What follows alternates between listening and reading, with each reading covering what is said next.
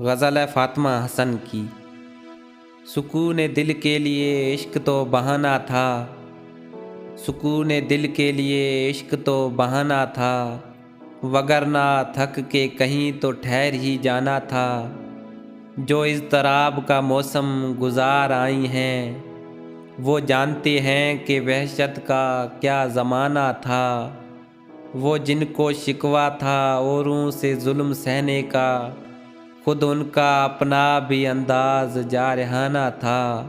बहुत दिनों से मुझे इंतज़ार शब भी नहीं, वो रुत गुज़र गई हर ख्वाब जब सुहाना था।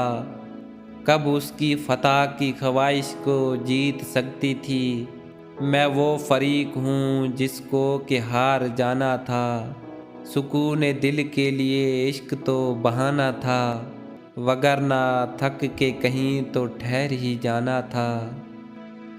दोस्तों, वीडियो को लाइक करें, चैनल को सब्सक्राइब करें और बेल आइकन को दबाएं ताकि हर आने वाली वीडियो आप तक पहुंचती रहे।